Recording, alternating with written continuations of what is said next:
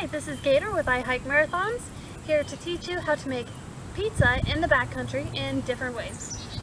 Okay, so first off we're going to think about the crust. There are four main types of, or at least four popular ways that people make crust on the trail. And the first two, well, not really making crust. You can use a tortilla. Tortillas are pretty easy to find on the trail, even at gas stations. Or pitas. Pitas are often used in place of the crust. Another option is to make a dough by hand. You can mix up the dough in the morning and then let it rise throughout the day and then cook it up in the evening.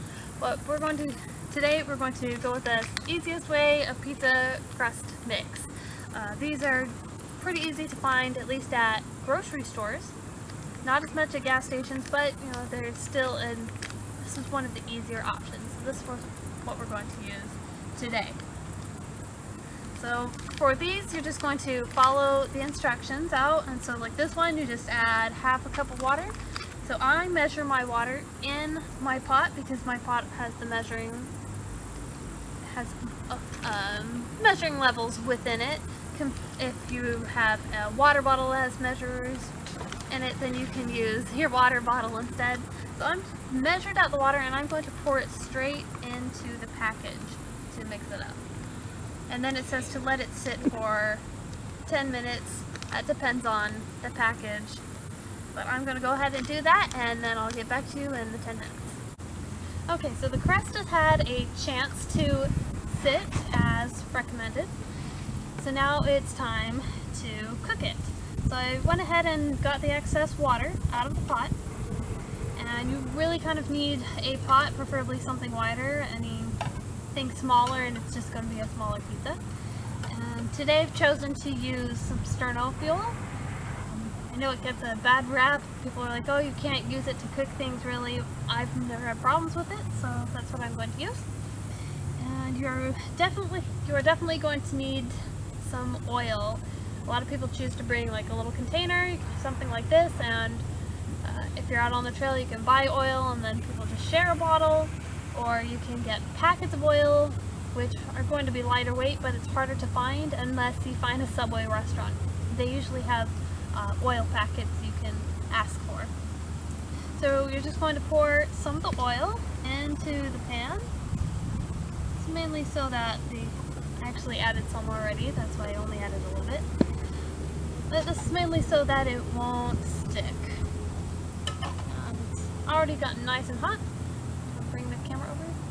And then we're just going to go ahead and pour some pizza dough into the pot.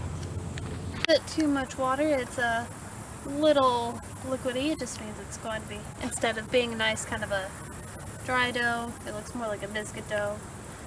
But I'm just going to try and smush it out the best I can. This will probably be a kind of a thicker pizza. You can use your fingers if you want, if you've disinfected them.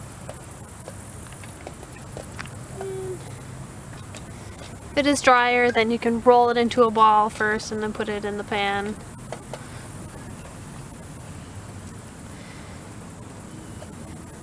Different types of fuels are going to be hotter, and so it'll cook faster. The sterno fuel, it does take longer, so it may take a while.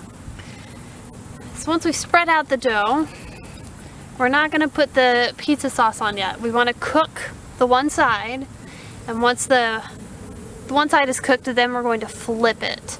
After it's flipped, then we can add the rest of the sauce. So we'll give that a few minutes, and then we'll come back. Okay, it's had enough time to cook the bottom, so we're just going to flip it now. Be careful if you have a plastic spoon like me. Just going to flip it quickly. And there we go. Now while it's cooking the other side, you can go ahead and put on the toppings. Okay. Alright, so for our pizza sauce, I prefer the boboli. It actually comes in packets, and then they're within a box. So remember, packets are going to be way lighter than trying to hike out a can or a jar. They are a little bit harder to find, so if you're really in the mood for making pizza and can't find these, then then you can still buy like a jar. And then I recommend getting some of the freezer Ziploc bags, then you can put your sauce in that and maybe double bag it so it won't go everywhere. So we're going to put our sauce on. I'm going to go ahead and just squeeze some sauce onto our pizza. Use my spoon, smear it around. Now we can't forget about adding cheese either, unless you're vegan, whatever, you don't want cheese. A lot of people forget that a lot of cheeses are made outside of refrigeration. You really don't need to refrigerate it. The softer the cheese it is, though, like if it's a soft cheese like cottage cheese, yes, it needs to be refrigerated. If it's a hard cheese like cheddar, it doesn't need to be refrigerated. It can actually last for like a month outside of refrigeration. Mozzarella cheese is only going to last like a few days or so, and especially once you open it, then it's, you'll want to use it quickly as possible. So I'm just going to cut off some chunks of cheese.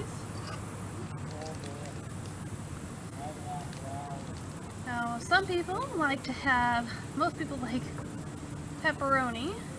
I'm vegetarian, so I don't have pepperoni.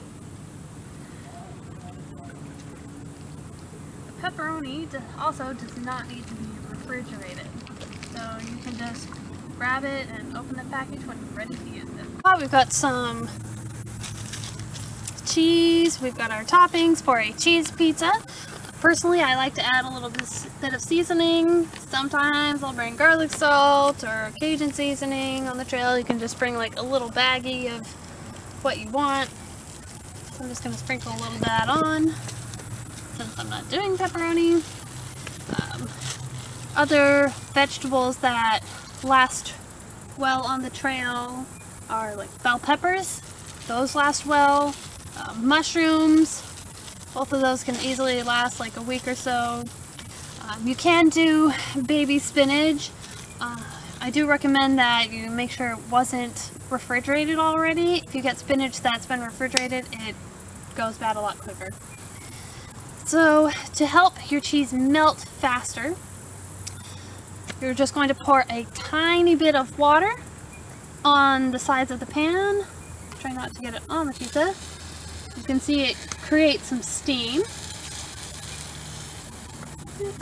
It's going to get a little bit on the sides, but it's just going to create enough steam, help capture the steam, so it'll melt the cheese on top.